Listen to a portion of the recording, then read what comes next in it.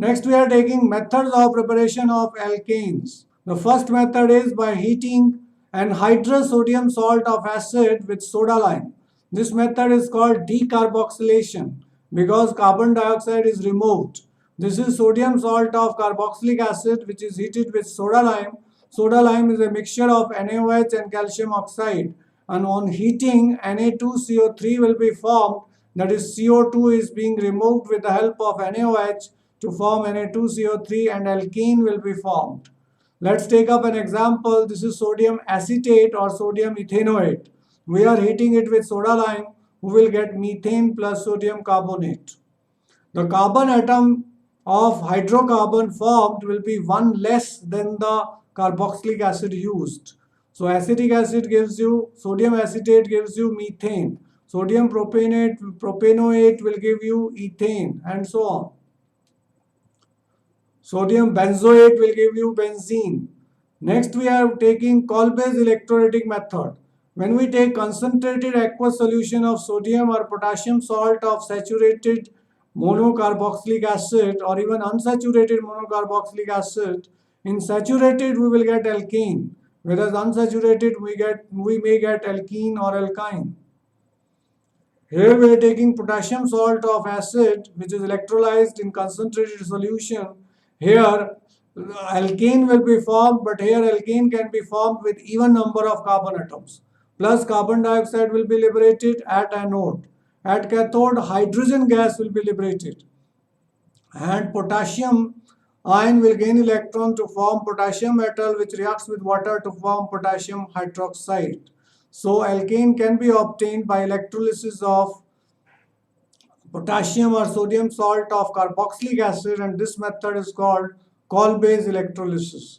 Limitation of the method is we can get the carboxylic hydrocarbon having even number of carbon atoms. Next most important reaction is Wurtz reaction.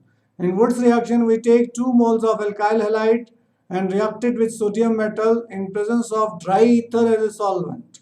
Why we use dry ether? Because if there is any drop of water, sodium metal will catch fire. Alkanes formed will be higher alkanes. Means if you take 2 moles of methyl chloride, you will get ethane. If you get 2 moles of ethyl chloride, we will get butane. So the number of carbon atoms become double. This method is more suitable for alkanes containing even number of carbon atoms. Now, if you want to prepare the alkanes containing odd number of carbon atoms, we will get mixture of alkanes. For example, if we are taking methyl iodide and ethyl iodide and treating it with sodium metal, one of the product you will get will be propane. Second product will be formed ethane by reaction of methyl iodide 2 moles and 2 moles of sodium metal. Third product will be normal butane by reaction of 2 moles of ethyl iodide with sodium metal. So, Wurtz reaction is not suitable for getting hydrocarbons with odd number of carbon atoms. Whenever you will try to prepare, we will get mixture of alkanes. Franklin method. Difference between Wurtz reaction and Franklin method is, in Wurtz reaction we had used sodium metal, and in Franklin method we use zinc metal. Alkyl iodide 2 moles are reacting with zinc metal, we get higher alkanes plus zinc iodide is formed. So this is called Franklin method. By reduction of alkyl halide with nascent hydrogen, alkyl halide when reduced with nascent hydrogen, this nascent hydrogen is produced with the help of zinc and dilute HCl. Nascent hydrogen is highly reactive, this bond will break. This X will get one hydrogen, this R will get, we will get alkane plus hydrogen halide will be formed. Clemenson reduction is most important, it is there in both in 11th as well as 12th. Aldehydes or ketones are reduced with amalgamated zinc, means zinc mercury alloy and concentrated HCl. Zinc mercury alloy and HCl will react to form nascent hydrogen, and this bond will break.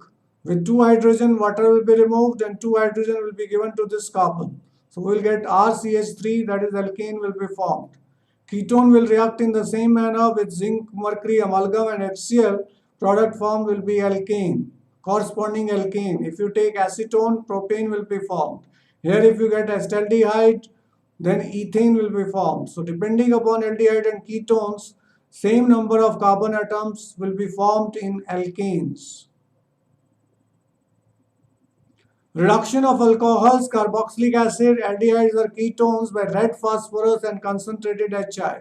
Here HI is the good reducing agent, strong reducing agent which can reduce alcohol, carboxylic acid, aldehyde and ketone to corresponding alkanes. Here HI gives you hydrogen, OH reacts with hydrogen to form water. One hydrogen is given to methyl group, so methane is formed and I2 is released. Why do we add red phosphorus? Because this iodine needs to be removed with the help of phosphorus so as to form Pi3, because iodine may react with methane to form methyl iodide. So avoid side reactions, we have used red phosphorus which can remove iodine.